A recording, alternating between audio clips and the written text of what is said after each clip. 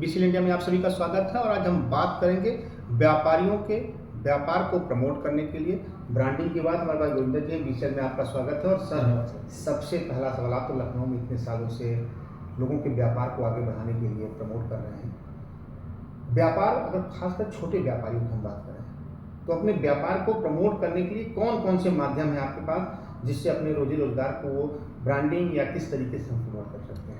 देखिए, व्यापारी जब भी कोई अगर अपना कोई प्रचार करना चाह रहा है, एडवर्टाइजिंग करना चाह रहा है, तो उसका एक पर्पस होता है कि वो कोई ऑफर ला रहा है या कोई नई रेंज शुरू हो रही है या कोई नई उस शॉप या प्रतिष्ठान अपना शुरू कर रहा है जिसके लिए वो एडवर्टाइजिंग करना चाह रहा है या प्रचार करना चाह रहा है। तो सबसे पहले जो चीज़ है कि वो अपना पर्पस डिसाइड कर ले कि और उस क्या मैसेज वो कन्वे करना चाह रहा है उस कैंपेन से, जो पर्टिकुलर कैंपेन वो डिसाइड करना चाह रहा है। उसके बाद कैंपेन, जब उसने ये डिसाइड कर लिया कि कैंपेन डिज़ाइन करना है और क्या वो कैंपेन में मैसेज देना चाह रहा है, तो तीसरी जो सबसे ज़्यादा ज़रूरी चीज़ है वो है कि वो बजट कितना है। अब कोई ज़रूरी नहीं है कि कोई छोटा व्यापारी है या बड़ा व्यापारी है, लखनऊ में हर तरह के व्यापारी हैं।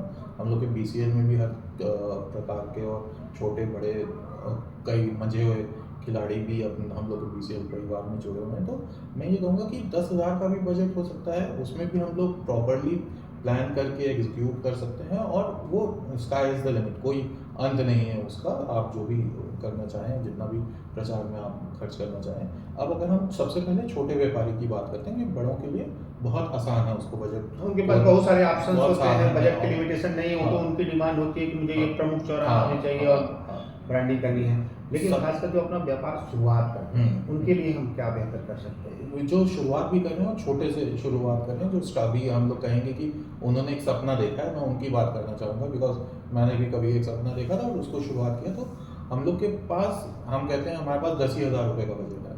तो 10,000 रुपये में बहुत सारी चीज़ हो सकती है। वो आदमी सोचता है कि 10,000 रुपये है, चलो मैं सिर्फ सोशल मीडिया कर देता हूँ। एक व्यापारी जो शुरू कर रहा है सोशल मीडिया, उसके लिए बहुत ज़रूरी चीज़ है। बिकॉज एक उसके बजट में आ जाएगा, रिस्पॉन्स वो मेजर कर सकता है, उसको इमीडिएट रिस्पॉन्स मिलेगा। उसके अलावा ऑफलाइन प्रेजेंस बहुत ज़रूरी है। उसमें आपके इंडिकेटर बोर्ड्स आ जाते हैं जो शॉप के बाहर हम लोग लगाते हैं, या हो सकता है थोड़ा दूर तक जहाँ तक अनुमति है वहाँ तक हम लोग लगा सकते हैं।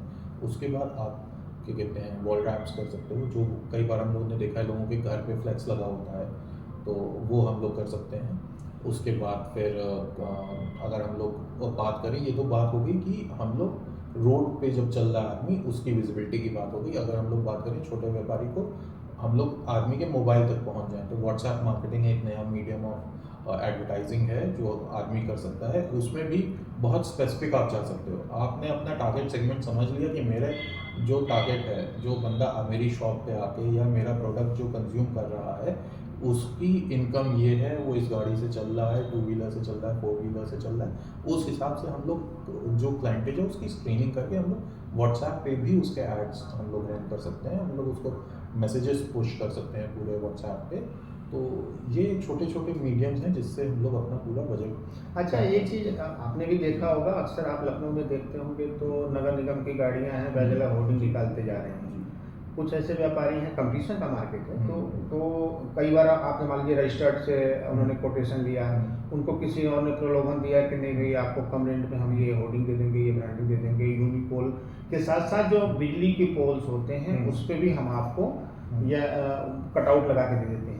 तो ये क्या कितना लीगल है? और दूसरी चीज़ें हैं कि ये क्यों आए दिन उतार दी जाती हैं, वो किसके लेवल से फॉल्ट होता है? देखिए, इसमें दो चीज़ें, जब हम व्यापारी हैं हमें हर चीज़ की नॉलेज होनी चाहिए ताकि हम किसी भी तरह के लीगल हैसल में ना पड़ें। तो उसके लिए सबसे आसान है, न्यूज़पेपर में टाइम टू टाइम निकलता रहता है क्या लीगल है क्या इलीगल है। सब जो नगर निगम की समिति है उसकी मीटिंग में क्या डिसाइड हुआ। तो कुछ टाइम पहले निकला था कि पोल कियोस्क जो बिजली के खंभे पे हैं, जिसको पोल कियोस्क कहा जाता है, उसका प्रचार बंद कर दिया गया है। और वरिष्ठ अधिकारियों ने ये डिसाइड किया था। और साथ ही साथ कटआउट्स जो लगते हैं, अगर किसी को याद होगा या अगर मेरे पास हो पाया तो मैं आपके माध्यम से शेयर भी करूँगा, अगर वो न्यूज़पेपर का कटिंग है, कि उनके जो भी लोग ये लगा रहे हैं और जो अपना एडवर्टाइजिंग करा रहे हैं, मीन्स एडवर्टाइज़र एडवर्टाइजी जो आदमी अपना प्रचार करा रहा है, उसके अगेंस्ट भी एफआईआर तक की प्रोविज़न बनाई गई है। जो कटआउट्स लगते हैं वो इलीगल हैं, जो आप बिजली के खंभे पे कर रहे हैं वो भी अभी बंद है। अब हम लोग इसमें अगर और विस्तार में जाएं तो जैसे हम लोग अपना ग्लोसाइन बोर्ड की बात करें तो लो साइन बोर्ड की भी नियमावली बनी हुई है कि कैसे आप लो साइन बोर्ड किस साइज़ का लगा सकते हैं, कितने लगा सकते हैं, तो उसकी भी नियमावली बनी है। उसका भी आपको एक अगर आप अपने प्रतिष्ठान पे लगा रहे हैं तो उसकी आपको कोई अनुमति नहीं लेनी है।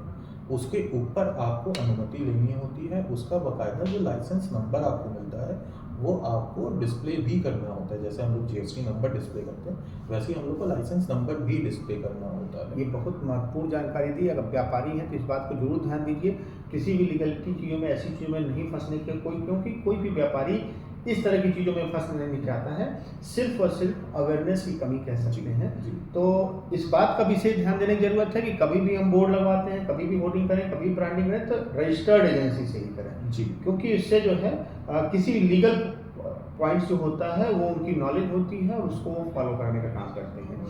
अब सवाल ये होता है सर कि आपने ब्रांडिंग की बात करी, एडवर्टीजमेंट की बात करी, छोटे और बड़े व्यापारियों की भी बात करी। अब जो हमारे बिजनेसमैन हैं, अगर वो आपसे जुड़ करके और भी उनकी क्वेरी होंगी, अगर उस पर समस्या का समाधान चाहते हैं, अपनी ब्रांडिंग करना चाहते हैं, तो वो आपसे कैसे जुड़ सकते हैं? सर मेरा कॉन्टैक्ट नंबर है 9794906374। वो इस नंबर पे कभी भी कॉल कर सकते हैं, हम अवेलेबल 24/7। अगर कॉल नहीं उठती है वो व्हाट्सएप मैसेज ड्रॉप करते हैं, मैं जनरली कॉल बैक करता हूँ। और छोटे बड़े जो भी व्यापारी हैं हम लोग प्लान करने का चार्ज भी नहीं करते हैं। हम लोग उनको प्रॉपर मतलब काफ़ी सालों का एक्सपीरियंस है, हमने जॉब भी इसी लाइन में करी हुई है, तो उनको हम प्रॉपर्ली प्लान करके दे सकते हैं कि क्या उनके लिए बेनिफिशियल होगा। हाँ, कभी-कभी होता है, कभी वो एग्ज़ैक्टली जो उनकी मंशा होती है वो उस पे हिट हो जाता है, कभी-कभी नहीं होता, because it is an art, it is not a science.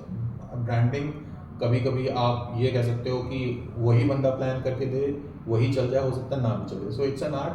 तो ये हम लोग, और बाकी फिर मेरा ऑफिस है इंदिरा नगर में, कभी भी आप आके मिल सकते हो मेरे से। हम लोग जो भी सलाह बेस्ट हम लोग की नॉलेज है उसको हम लोग शेयर करने में कभी भी मनाही नहीं है। We are always ready to for any sort of consultation.